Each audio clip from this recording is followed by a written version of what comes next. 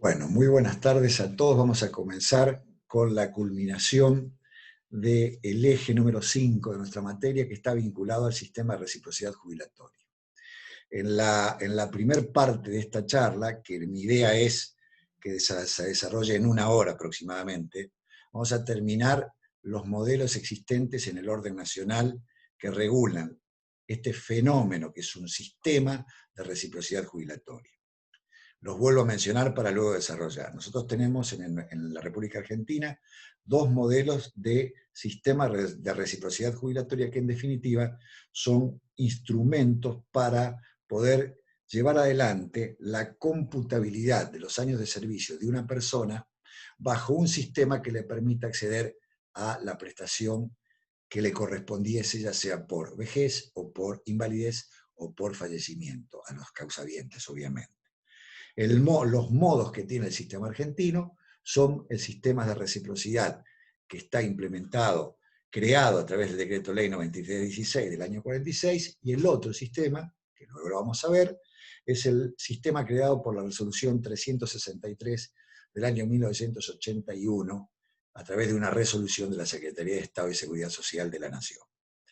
Vamos a comenzar entonces hablando del decreto 9316. Ustedes recuerdan que en el decreto 9316, lo que mencionábamos antes de él, eran las 7 cajas que habían servido de precedentes, incluyendo algún tipo de normativa que refería a un reconocimiento de servicios bilateral o multilateral a las cajas que en ese momento estaban existiendo. La última caja, la más evolucionada y que es la previa al dictado del decreto 9316, es la caja de comercio, que lo que tiene por virtud es tener una amplitud de reconocimiento a todos los sistemas previsionales que estuviesen vinculados al Instituto Nacional de Previsión Social de la Nación. Fíjense que hasta esta época nada se menciona de los sistemas que coexistían, los sistemas de reciprocidad, perdón, los sistemas previsionales provinciales y los sistemas aún inexistentes de sistemas universitarios. No había ninguno todavía, pero sí había sistemas municipales que convivían con los provinciales y los nacionales. Para esto se dicta el decreto 9316, que tiene fecha vigencia a partir del 1 de enero de 1946. Vamos a verlo ahora a partir de este momento. El decreto 9316, realmente acá no sé cómo correr está en la pantalla, ustedes lo van a tener, creo que ustedes lo están viendo bien.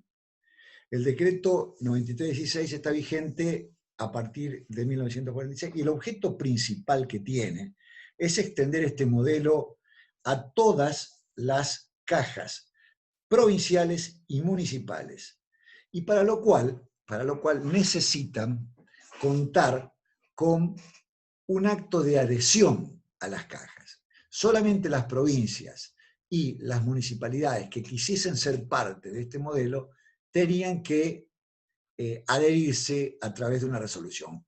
La provincia de Santa Fe fue una de las primeras entidades, jurisdicciones provinciales que se adhirió en el año 1948. ¿Y qué es lo que se pretende? Se pretende establecer un modelo articulado de reconocimiento y funcionamiento de todas las cajas. Fíjense que todas las cajas que estamos hablando es el sistema de reciprocidad que tiende a los trabajadores de servicio público y de servicio privado. Todos los trabajadores están vinculados en este modelo. La importancia que tiene este sistema, creado en el año 46, es que se pone fin al principio de prorata tempore que yo mencioné que algunas de las cajas previas al decreto 9316 tomaban. Es decir, cajas que se hacían cargo del pago de la prestación en proporción al tiempo que el trabajador hubiese estado incluido bajo su régimen. Esto en latín se llama prorata tempore. Este es el modelo dejado de lado y se recurre a la otra modalidad que es la vigente en este sistema al día de hoy, que se llama el sistema de transferencia de aportes y contribución proporcional. Esto ya lo vamos a ver y vamos a ver cómo funcionó desde el año 46 y cómo funciona en la actualidad este modelo que si bien sigue siendo estructuralmente deficitario, es un modelo que se aplica en la actualidad en todo el ámbito nacional. Hay una cuestión que en la charla anterior yo les manifesté a ustedes, que era un concepto del profesor Jaime Brito Pérez, en una obra del año 1999, que habla del sistema de reciprocidad y que establece que al adherirse la conformación de este nuevo instrumento, decreto 9316, al adherirse los sistemas provinciales y municipales, de alguna manera le dan un formato de estatuto federal, porque quedan supeditado a él todas las resoluciones que en el orden provincial se adopten.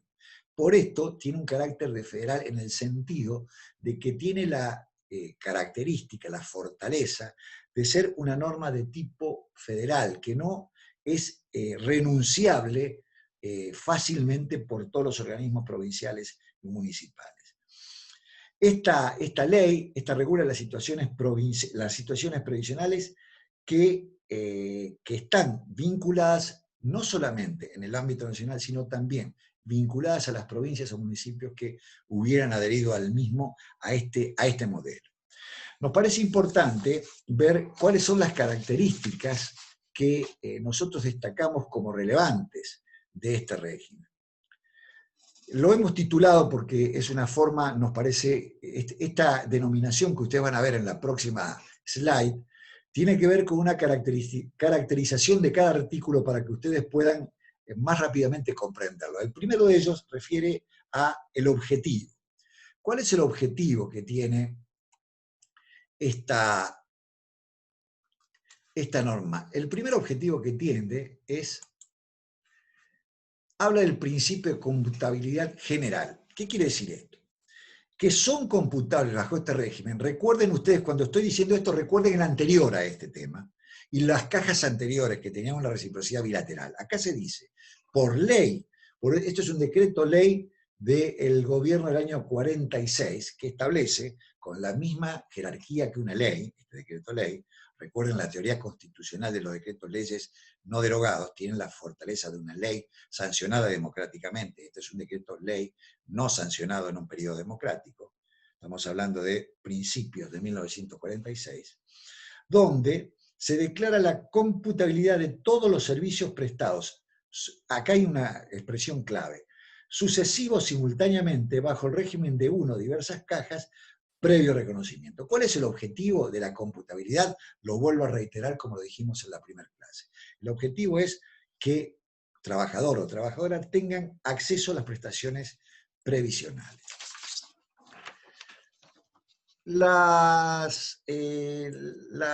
Otro elemento importante de este primer artículo, por supuesto que se vuelve a reiterar en la segunda parte del artículo primero, es que reclama la adhesión de los modelos. Esto es, son computables y de todas aquellas cajas que en el futuro se adhieran. Esta ley hace una fotografía de la existencia de cajas en 1946 y habla de las que en el futuro se adhieran. En el año 46 había muchas provincias argentinas que aún no existían. Doy dos ejemplos. Chaco, Formosa, Misiones, el sur patagónico, todavía no existían como provincias, con lo cual eran territorios nacionales a que se les aplicaba la normativa nacional. Cuando se crean estas nuevas provincias, naturalmente van a adherir al sistema de reciprocidad jubilatoria porque los trabajadores del servicio público de esas provincias seguramente tenían años de servicio en otro régimen, en un régimen nacional o en un régimen municipal o en un régimen autónomo inclusive. La segunda característica que del decreto del artículo 1 se desprende son los elementos. Nosotros hablamos de objetivos y elementos. Son los servicios simultáneos y la remuneración. Los servicios simultáneos, es decir, los servicios que un trabajador puede prestar en un mismo periodo con dos empleadores. El ejemplo más fácil de comprender es un trabajador que tiene una prestación laboral a la mañana y otra a la tarde con dos empleadores diferentes, pero ambas están desarrolladas en la misma ventana de tiempo. Es decir, un trabajador que labora bajo un empleador del de 1980 a 1990 y por la tarde con otro empleador de 1980 a 1990, no puede acumular 20 años de servicio, acumula solamente 10 años de servicio porque los servicios son simultáneos y no sucesivos. Sucesivos significa que se computan, como su nombre lo indica, valga la obviedad, pero lo tengo que manifestar, son aquellos que se computan secuencialmente, increciendo la proyección en el tiempo. Son sucesivos los años prestados, por ejemplo, con un empleador de 1980 a 1990, de 1990 con otro empleador al 2000. Los simultáneos son los que van corriendo en una suerte de paralelismo laboral y jurídico. En este caso no hay una sumatoria de periodos. Lo que ocurre en estos casos es que hay una acumulación para los efectos de la determinación del haber del concepto de las remuneraciones. Esto sí se puede acumular y es justo. Porque pensemos, por ejemplo, en un trabajador o una trabajadora que desempeña del año 1982 dos perspectivas, dos carreras laborales en forma simultánea. Vamos a suponer que es un trabajador que fallece, intempestivamente encuentra su óbito en un accidente imprevisible, una enfermedad absolutamente agresiva que culmina con su vida. Los causavientes de esta persona están acostumbrados y han convivido con el trabajador con un aporte al grupo familiar proveniente de las dos corrientes o de las dos relaciones de dependencia. Es justo en el caso que se tramite una pensión, en este caso, estoy hablando de un caso de hipótesis para que se comprenda más sencillamente, ustedes van a encontrar que naturalmente las remuneraciones que se van a sumar en estos servicios simultáneos van a ser la base razonable y justa para la determinación del haber provisional, cuyo concepto habíamos visto conmigo en unas clases anteriores. Entonces, vuelvo al tema. No se computan los servicios simultáneos, sí se computan las remuneraciones. El otro elemento que también está incluido en este artículo 2 es aportes, los servicios y los aportes. ¿Por qué?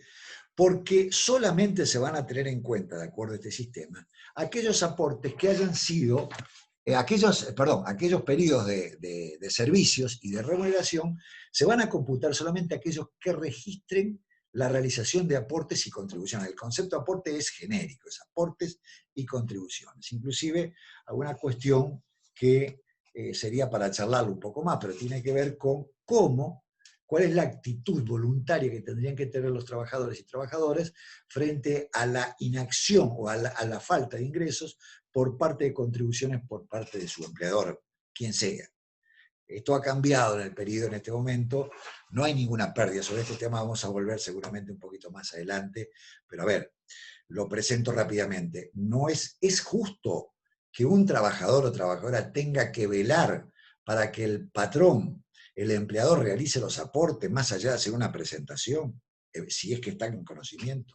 Nosotros creemos que puede ser una actitud de amicus curiae, una actitud colaborativa, pero de ninguna manera la inacción del trabajador puede significar un detrimento de sus derechos. Quien tiene la obligación y el poder de policía y la posibilidad sancionatoria es exclusiva y excluyentemente el Estado. Esto es un sistema democrático republicano. El Estado es el titular, el único titular de la suma de la fuerza, al decir de Max Weber.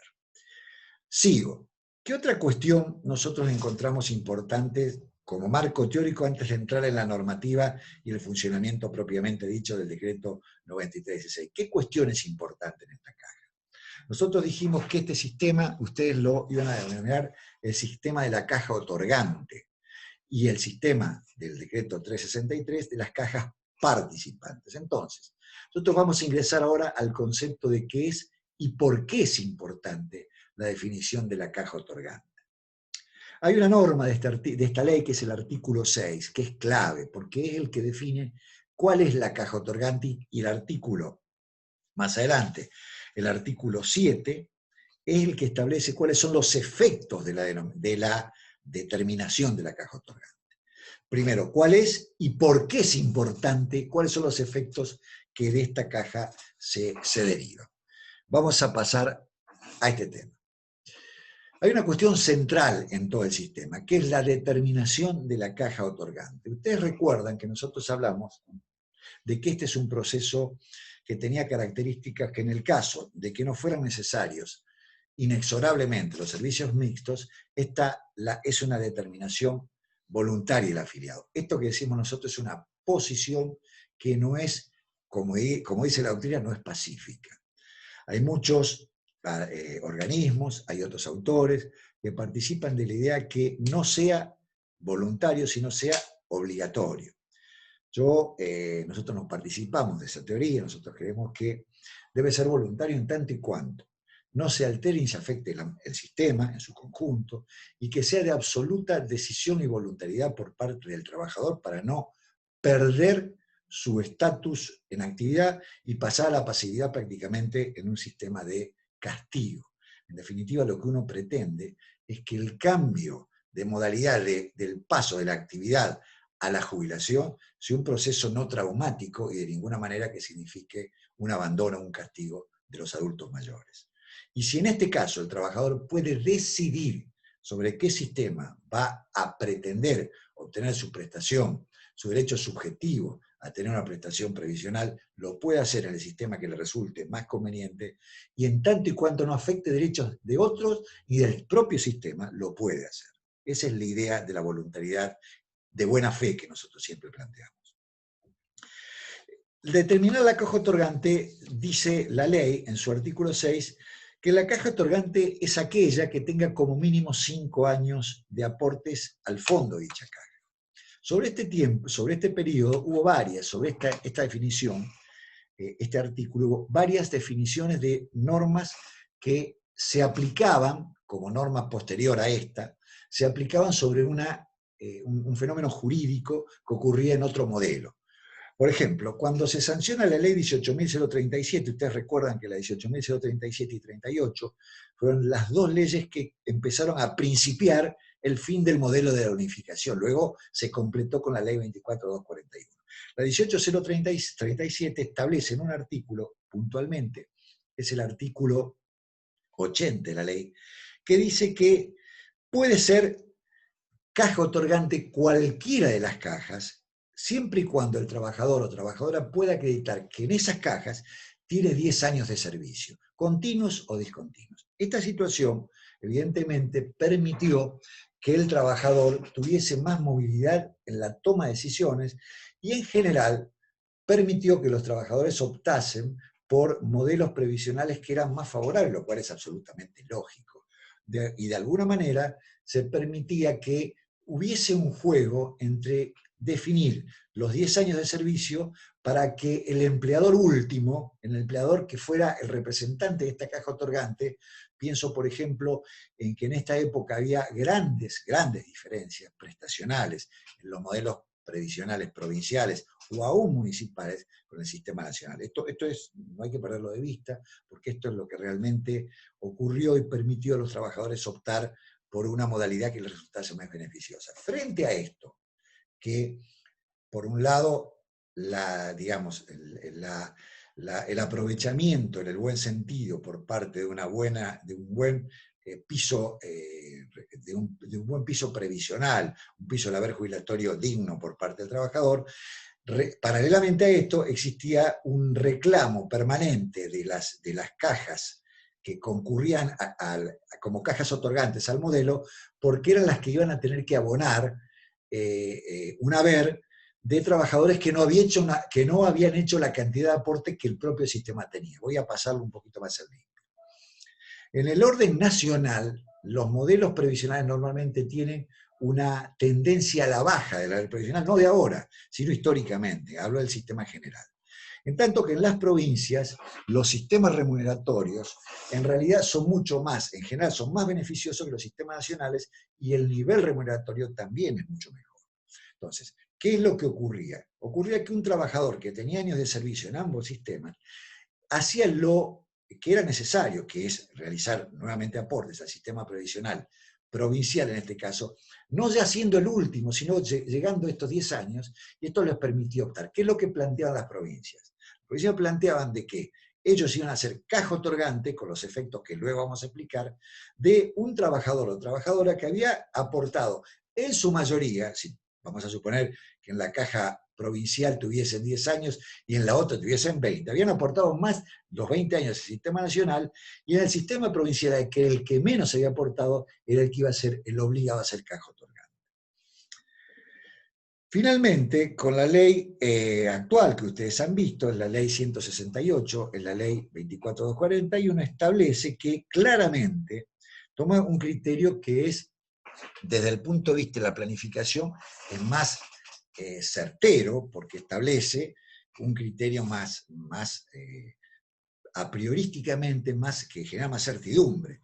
El trabajador se va a jubilar en aquel sistema previsional donde tenga mayor cantidad de años de servicio con aporte, lo cual en principio es un criterio que establece alguna suerte de proyección en el tiempo, sobre todo en la proyección estadística de la modalidad y el estado del sistema previsional de que se trate, porque se puede hacer una proyección de cuántos trabajadores van a tener jubilados en el año tal. Esto es una cuestión que nosotros conocemos como cálculos estadísticos, que son de suma utilidad y de aplicación cotidiana en los sistemas previsionales, donde se computan años de servicio, edad y proyección de aportes, y con eso, una fórmula estadística, se puede calcular cuándo la caja va a tener sustentabilidad y cuándo va a pasar a ser deficitaria, y ver cómo se logra ese financiamiento.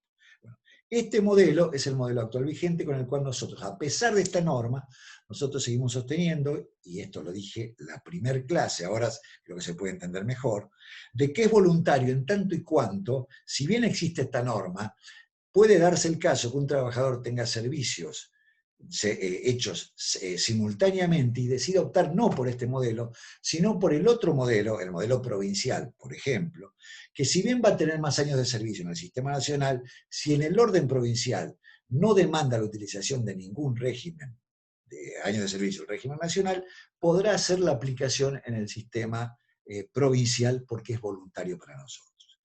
Esto es lo que se conoce como caja otorgante. ¿Cuáles son las características más importantes de haber elegido la caja otorgante? Y luego vamos a ver cómo se completa la caja otorgante con el otro actor que está involucrado en el modelo, que es la caja reconocedora. Nosotros comenzamos hablando, este sistema de servicios mixtos era cuando se requerían más de una caja donde hubiese prestado servicios. Estamos tratando de definir cuál de las 2 o 3 cajas que ha transcurrido en la vida del trabajador va a ser la caja que le va a otorgar la prestación. Estamos hablando de caja otorgante. Dijimos que iba a ser aquella que tuviese, primero eran 5 años, luego 10 años, y actualmente es la que tenga mayor cantidad de años de servicio. Esa es la caja otorgante.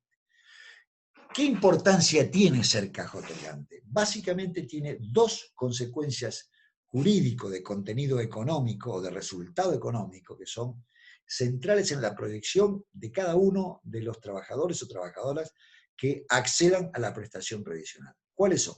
Son estos.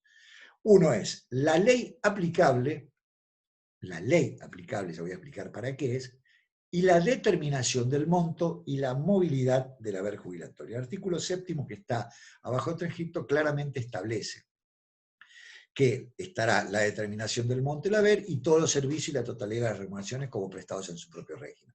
El artículo 7, de alguna manera, refleja lo que es la parte final, lo que es el concepto de la reciprocidad, como si hubieran sido prestados bajo un régimen. Eso es la caja otorgante. La caja otorgante es la síntesis perfecta de lo que es el sistema de reciprocidad. Luego veremos cómo lo completamos con el sistema de cajas reconocedoras. ¿Pero por qué es importante? Por la ley aplicable. Ustedes recuerdan cuando vimos, creo que, no sé si es el sujeto 2 o 3, todavía estoy un poco confundido, era la vieja bolilla 10, cuando hablamos de ley aplicable. La importancia de la ley aplicable tiene que ver con cuál es la norma que va a regular toda la relación jurídica que une a un actor previsional con el sistema previsional o el ente gestor. Desde el acceso al desarrollo, a inclusive hasta la pérdida de la ley aplicable.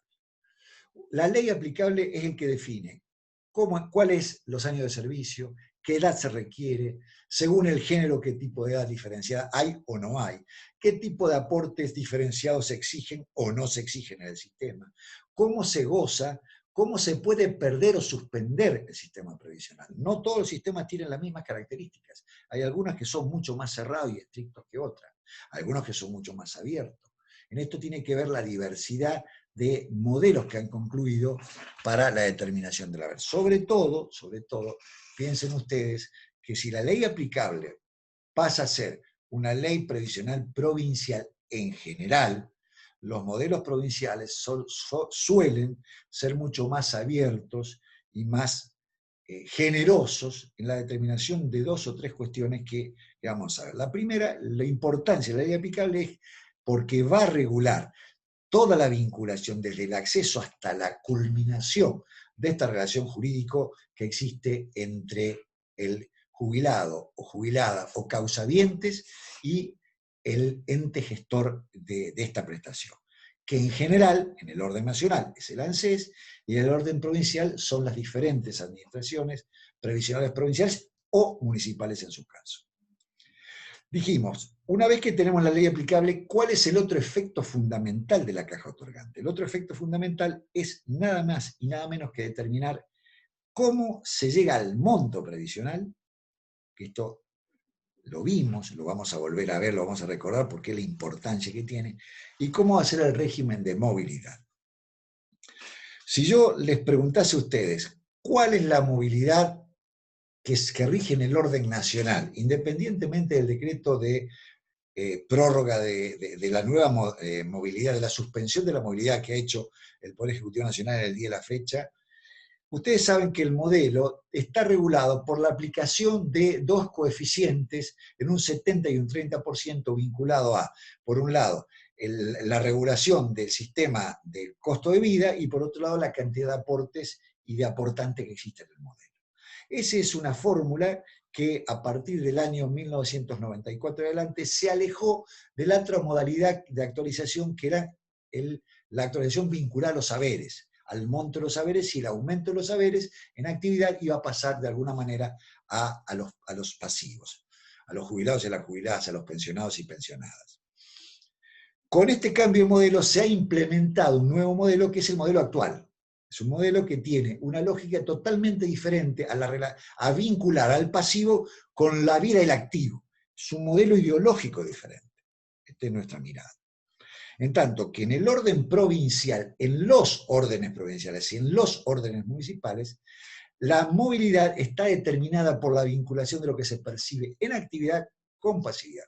Yo sé que hay muchos alumnos y alumnas que están con nosotros que algunos son empleados públicos provinciales. Yo les pregunto si ustedes no saben que cada aumento que percibe el activo, la misma proporción se va a percibir el pasivo. Por eso, en este momento, el planteo que hay en la provincia de Santa Fe es la urgencia en recuperar el sistema paritario, porque el sistema paritario va a tener un impacto en los activos y en los pasivos, a diferencia del sistema nacional, que está desprendido de este modelo de actualización. Entonces, la determinación del monto tiene que ver, en el caso nacional, con los años de servicios prestados, cómo se va a actualizar, qué porcentaje. En el orden nacional nosotros hablamos del 1,5 según sea qué tipo de prestación, la prestación básica universal, que es uniforme, la prestación adicional por permanencia, la prestación complementaria, perdón, y la prestación adicional por permanencia es el 1,5 de una cantidad de años de servicio prestados con anterioridad. Bueno, este es un modelo.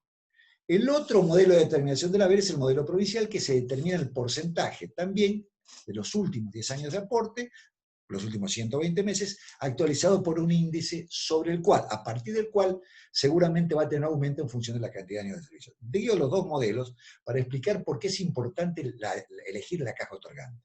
Si optan por la nacional, es este el modelo, y si optan por la provincial, es un modelo mucho más generoso, beneficioso. Y la movilidad la acabo de explicar. La movilidad claramente es mucho más importante y mucho más le va mucho más certeza la movilidad de los sistemas provinciales que el sistema nacional. Ahora vamos a continuar con un tema que es la segunda parte del sistema. Ya tenemos elegida la caja otorgante, vemos por qué es importante. Vamos a pasar a la socia de la caja otorgante, que es la caja reconocedora. Las cajas reconocedoras son aquellas que el trabajador va y dice, yo necesito, para poder jubilarme como caja otorgante en la provincia de Tucumán, que la caja reconocedora, que es la caja de comercio o bancaria o de servicios públicos de Tucumán, donde él trabajó antes, le transfiera, le reconozca a la caja otorgante estos 15 años que yo trabajé.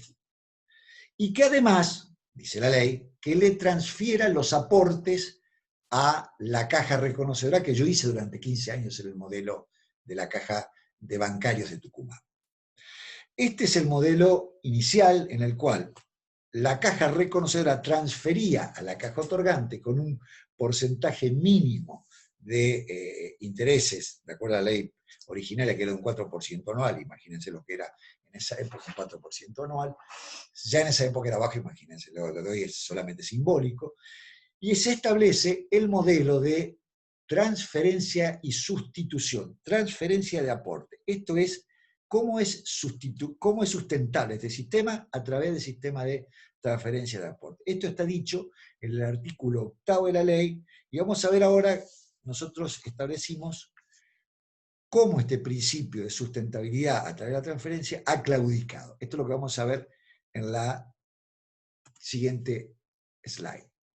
El artículo 8 dice que las cajas reconocedoras, es decir, las socias de la otorgante, van a transferir los aportes que realizó este trabajador o trabajadora en su ámbito con un 4% anual.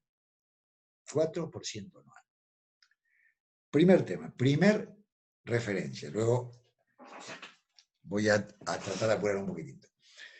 La primera conclusión que les transmito es que este sistema de transferencia de aportes, que es un sistema realmente bastante transparente y claro, muy pocas, yo diría que ninguna de las partes cumplió, ninguna de ellas fundamentalmente no se cumplió con aquellas, los regímenes nacionales en general, que eran los más demandados, no cumplían con el régimen que eran las cajas otorgantes para poder otorgar la prestación.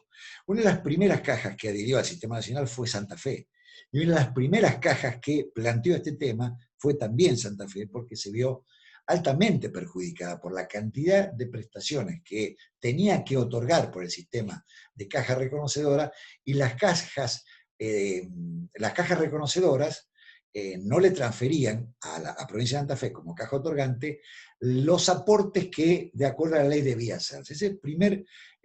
Fue un inicio realmente muy poco auspicioso en la sustentabilidad del sistema.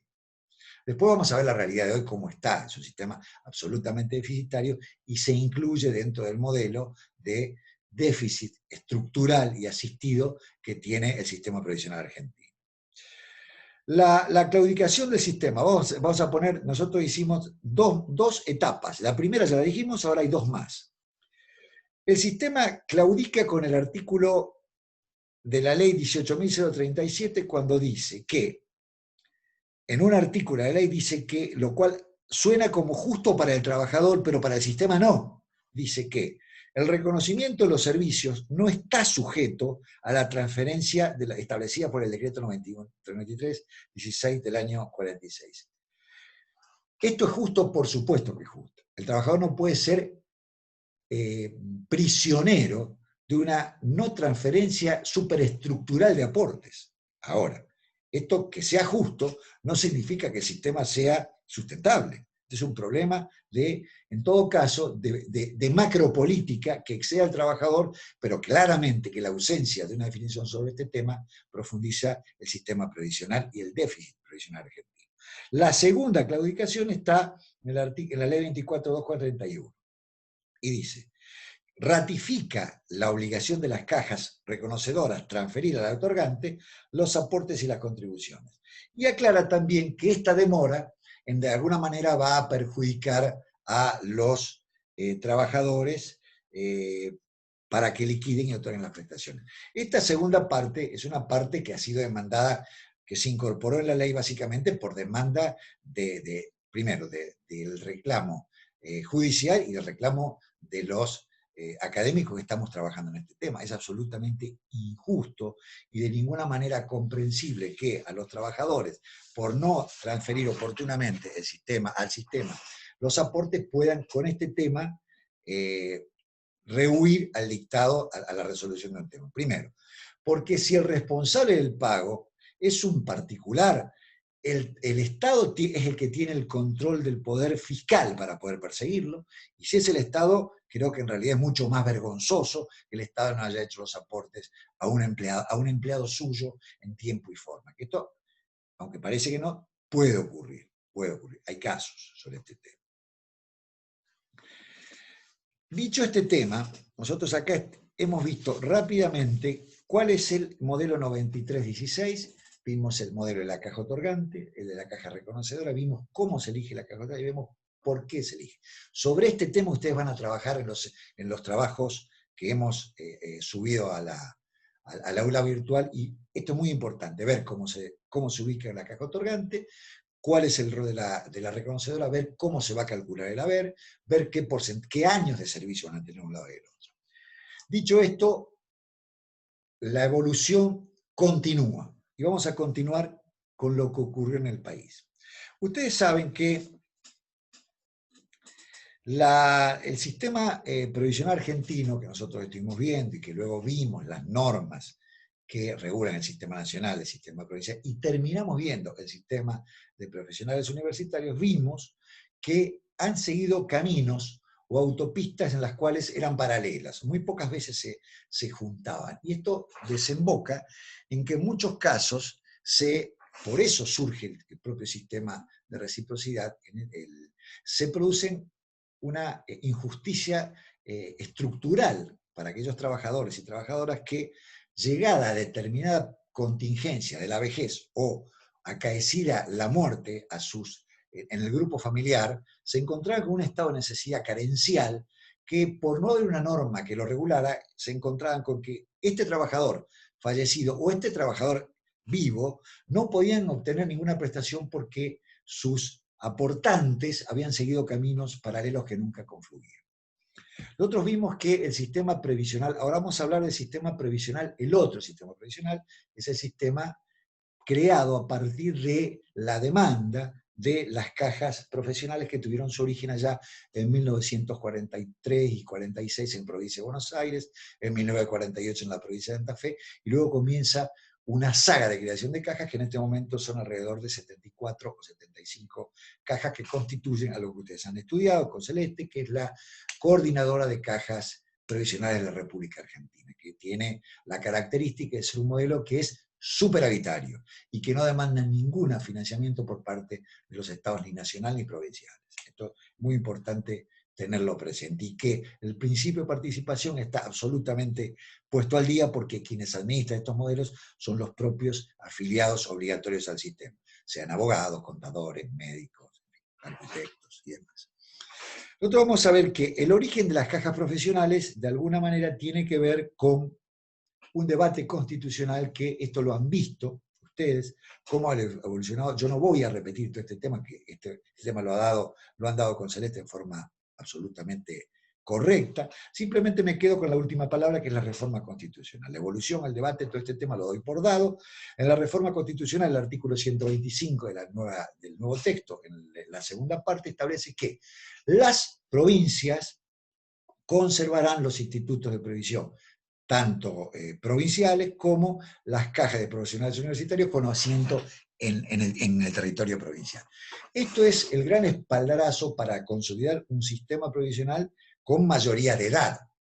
Esto es para el futuro. ¿Qué es lo que ocurrió antes? Que de esto quiero decir dos palabras. Primero, que cuando se sanciona el decreto 9316 del año 46, prácticamente no había cajas.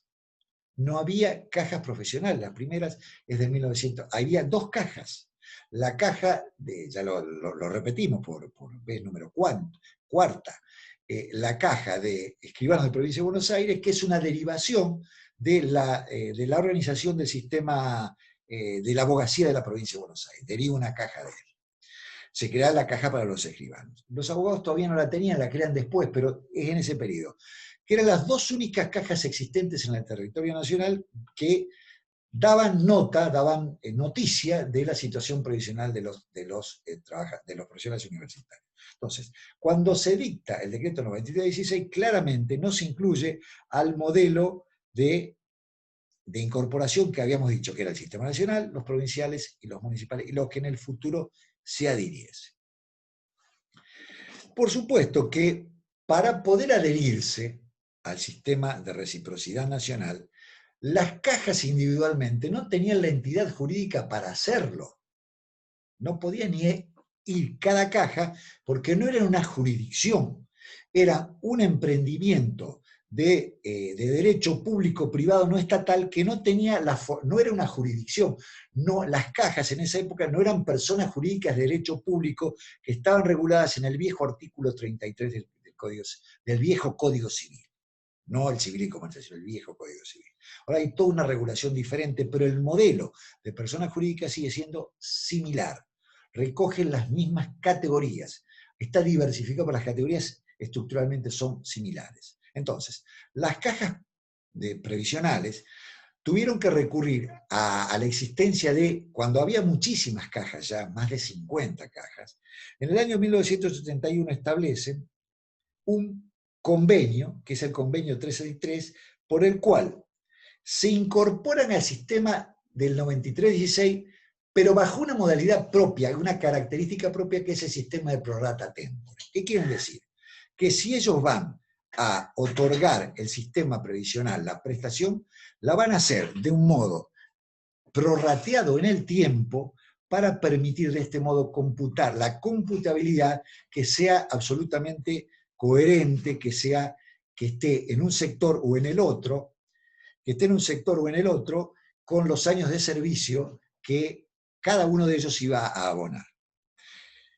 Esto lo menciono porque hay un convenio interno de funcionamiento, que es el que vamos a hablar ahora, y un convenio de vinculación con el Sistema Nacional del cual es parte.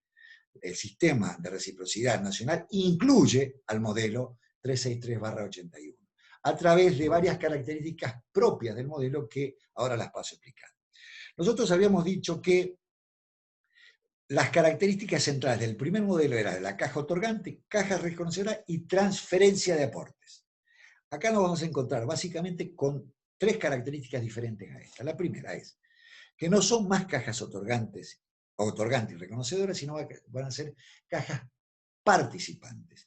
Y que no va a haber transferencia de aportes, sino que se va a prorratear en el tiempo para la integración del haber definitivo cada sistema cada periodo de tiempo donde el trabajador se desempeñó bajo ese régimen, va a ser el responsable del pago proporcional en el tiempo bajo el cual ha estado cobijado, incluido, tutelado. Sigo.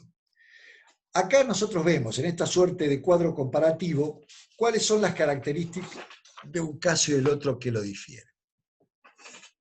Fíjense, punto 1, vamos a analizarlo por puntos. Acá tenemos 5 puntos que requieren una aclaración mínima más allá de lo que se pueda apreciar, porque es muy simple, lectura.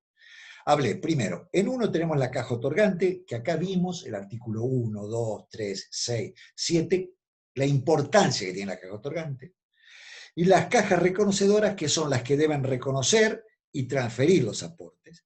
En tanto, acá hablamos de cajas participantes. ¿Quiénes son las cajas participantes? Todas aquellas cajas que el trabajador puede haber prestado servicios de un modo u otro. La caja participante pueden ser varias, en tanto y cuanto el trabajador haya prestado servicio en varias cajas profesionales. Este es un tema a tenerlo en cuenta. Las cajas participantes tienen que ver por su actividad profesional. La caja otorgante y la caja reconocedora en general están vinculadas a las actividades en relación de dependencia. Cuidado, acá puede darse en el sistema nacional el reconocimiento de aquellos trabajadores autónomos que no sean profesionales universitarios. Por ejemplo, el director de una sociedad anónima, por ejemplo, que puede tener años de servicio como autónomo, pero no estar en el sistema de cajas otorgantes. Las cajas otorgantes, las cajas participantes, perdón, del decreto de la resolución 363, es solamente para profesionales universitarios. Segunda característica. Regula las relaciones entre las cajas provinciales con el sistema nacional, cajas provinciales y cajas municipales. Hay que ampliarlo a esto. Y las otras, la resolución 363, regula las relaciones jurídicas de las cajas para profesionales con el propio sistema. ¿Esto por qué? Porque puede ocurrir, de hecho es lo que ocurre mayoritariamente, que un miembro de estas cajas tenga aportes en el sistema como profesional universitario y tenga aportes en el sistema de 9316 como dependiente, por ejemplo, de algún poder o de alguna actividad en relación de dependencia inscripta en el sistema nacional, ya sea nacional o provincial, que también se aplica el régimen de reciprocidad. La reciprocidad se aplica en el ámbito nacional y en el ámbito provincial también, siempre y cuando existan, por supuesto, años reclamados en la 363. El financiamiento, punto 3. Hay transferencia de aportes de la caja reconocedora a la caja otorgante. Esto es la base del financiamiento del modelo. En la otra dice que no hay transferencia de aportes. La caja participante es la que abona. A prorata tempore significa va a abonar. Prorata tempore va a ser la definición del haber, cómo se va a prorratear el haber para pagar. Una vez que está definido, se paga todos los meses y se integra con la otra parte del haber que tiene este trabajador, ya sea de otra caja prorata tempore o de una caja del sistema 9316. Lo que se prorratea es el tiempo de trabajo, y ese es el tiempo de trabajo el que se calcula. Ya vamos a explicar cómo es el cálculo de prorata tempore sobre una base de un 100% hipotético para que se comprenda. Prorrateado en el tiempo, el haber es lo que se paga. Los años de servicio, la cantidad de servicio y la totalidad del haber adecuado a ese tiempo. Ya vamos a ver cómo se determina, no sé si en esta, acá está, ahora lo vamos a ver. El cuarto tema, para la determinación del haber se toman en cuenta, esto lo dijimos, esto es la consecuencia del artículo 7º de la ley del decreto 9316. La determinación del haber lo va a hacer la caja otorgante. Y se toman todas las remuneraciones y los servicios que han sido prestados bajo esa orden. En el ámbito de la 363, lo que se hace es lo siguiente. Cada una de las cajas va a determinar a prorata tempore cuánto tiempo trabajó este trabajador incluido en cada uno de los regímenes. ¿Cómo se va a hacer? Se va a calcular un 100% ideal en cada uno de los casos.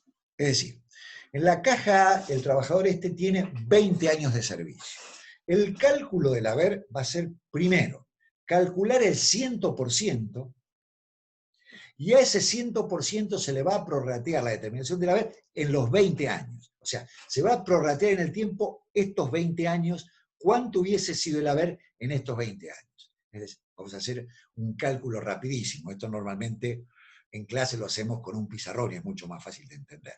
Si una persona tiene que el haber en la totalidad hubiese sido 100, si tiene 20, tiene un porcentaje prácticamente de un 80% de la totalidad del haber. Va a percibir menos que el 100% porque tiene 20 años de prorata tempore. Esto por un lado. Cada una de las cajas lo determina, cajas participantes, y ambas contribuyen a la integración de un haber integrado. El trabajador no percibe el haber fragmentado. Una de las cuestiones que dice este decreto, esta resolución, es que el haber debe pagarse íntegramente y no fraccionadamente. Es uno de los principios de la seguridad social, el principio de la integridad del haber. Entonces, determinar que una caja participante contribuye en un 60%, la otra caja participante inexorablemente, en el caso que sean dos, va a contribuir por el sistema de la determinación del prorata tempore en el 40%. Es decir, fíjense que en el primer modelo de caja otorgante y caja reconocedora, la otorgante otorga el 100%, acá las cajas participantes, la determinación prorata tempore va a determinar, en el caso hipotético que yo mencioné, un 60 y un 40%, y de ese modo van a integrar el haber que se va a pagar de forma unificada.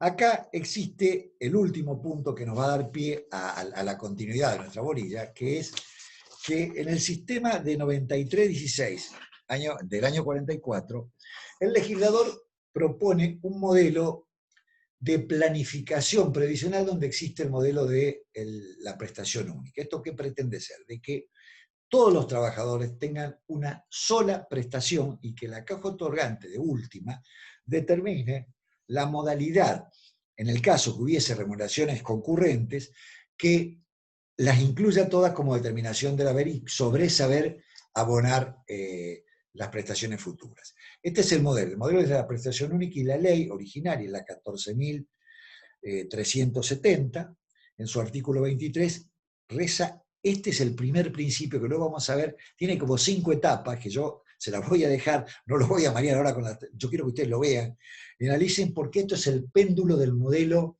de administración pública argentina. Esto no estoy hablando de nadie, de un responsable. Hablo de el modelo de administración donde la seguridad jurídica y la certeza jurídica argentina no es una ausencia del tiempo de hoy. Esto viene del año 40, 50, 30. Es decir, el modelo pendular de este tema que estamos viendo, ustedes lo van a advertir. Las conclusiones sáquenlas ustedes. Esto es lo que pienso yo. Yo les voy a dar los instrumentos normativos para que ustedes hagan su propio análisis por qué ocurrió esto.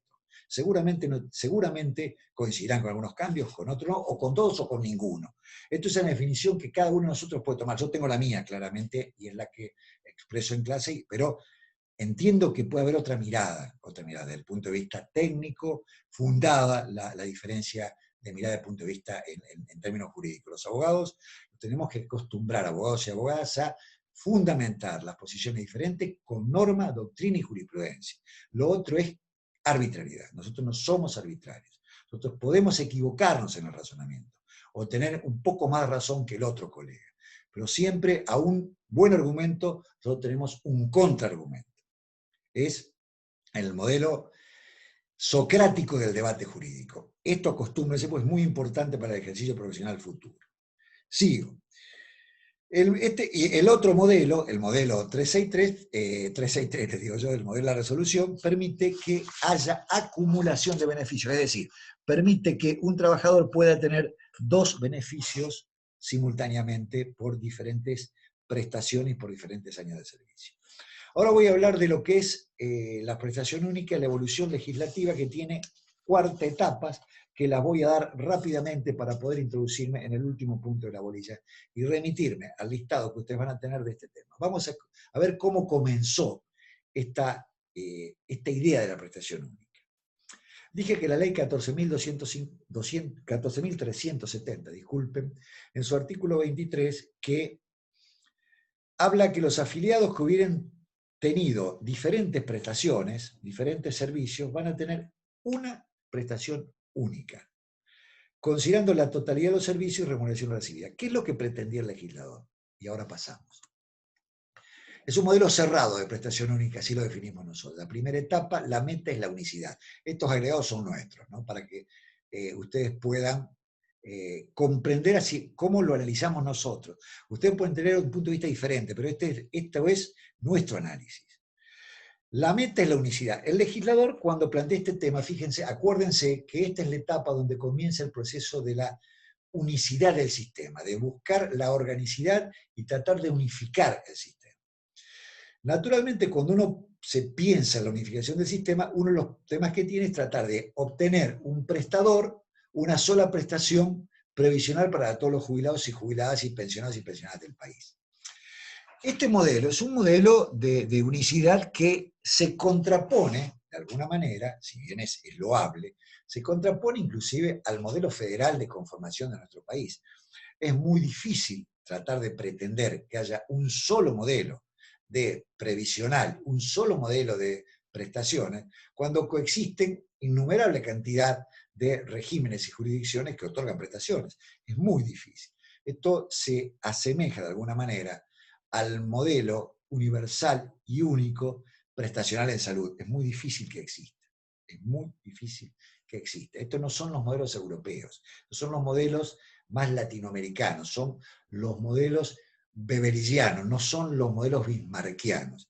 El modelo bismarckiano es de unicidad. Esto es una inclusión dentro del modelo beberiano de una política bismarckiana, que es la unicidad y la unicidad del propio sistema y el beneficio único.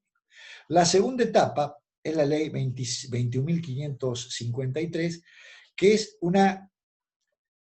yo le puse una medida, una contrarreforma pluralista por excepción. ¿Qué quiere decir? Que no va a haber posibilidad de, no va a haber limitación al acceso a nuevos beneficios de aquellos casos que no estén integrando el sistema cuando no se reconozcan servicios que están incluidos dentro del sistema de la 9316. Es un modelo que tiene que ver con una etapa histórica y con una circunstancia histórica del reclamo por parte de los trabajadores. ¿Por qué? Porque lo que se hacía era permitir que aquellos años de servicio que no habían podido ser incluidos dentro de la determinación de este haber del 9316 pudiesen coexistir con la salvedad de la excepción, digamos. Aquellos sistemas que no hubiesen sido utilizados se podían utilizar en forma pluralista y existía. Esta es la segunda etapa, una apertura relativa. No es de aplicación en los sistemas que no reconozcan servicios a los fines del otorgamiento. De alguna manera, esto tiene que ver con el concepto de la voluntariedad que nosotros hemos hablado. Sí, son años de servicio, tienen carriles diferentes, hay un principio de permitir una apertura del acceso a la prestación. La tercera etapa es la 24032.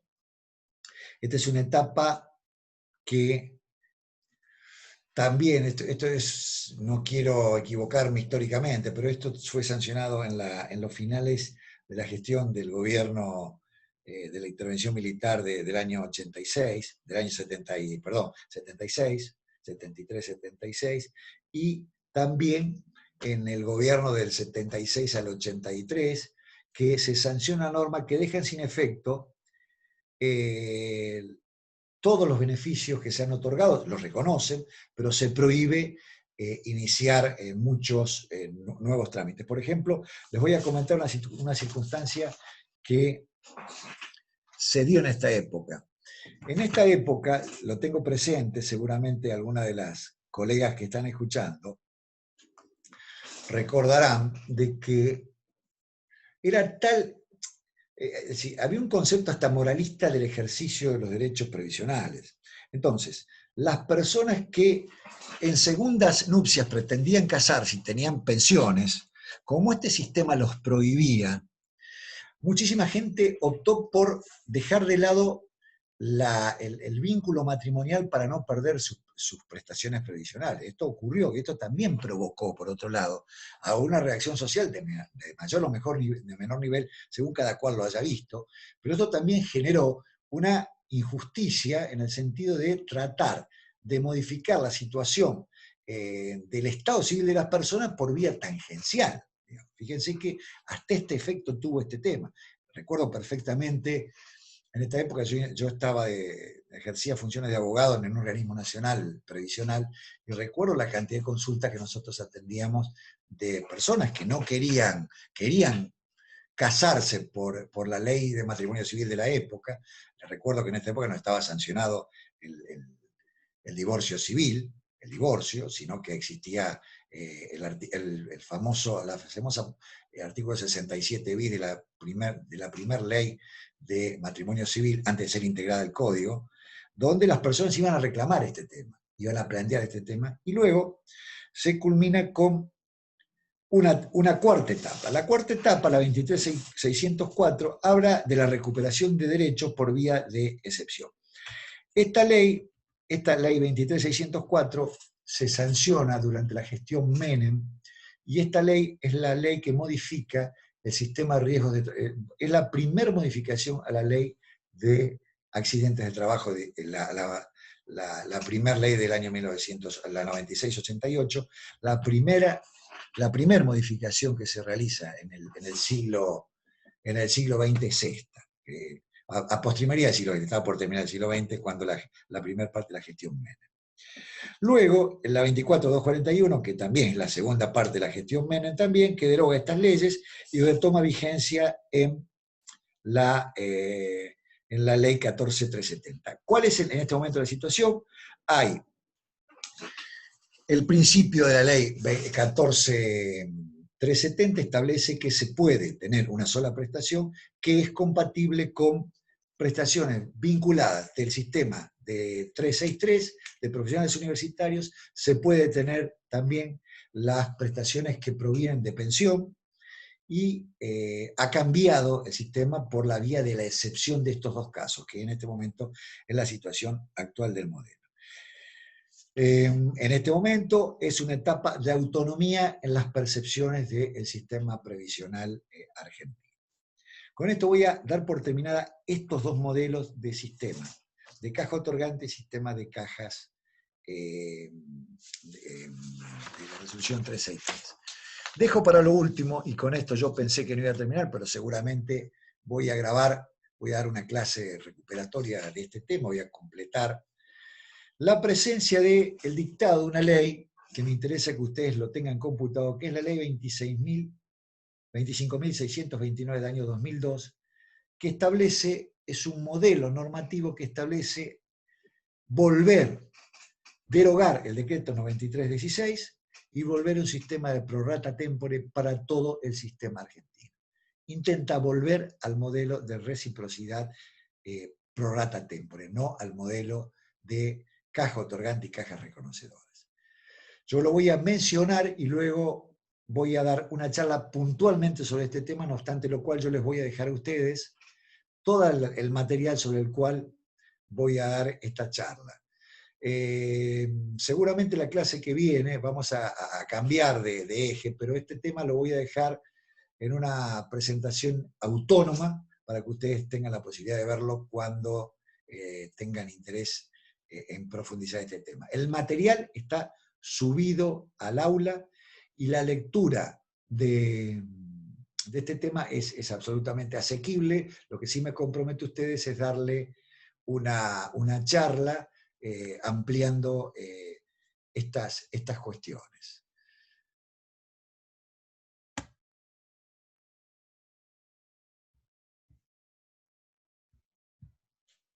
Ahora sí, vamos a detener la grabación.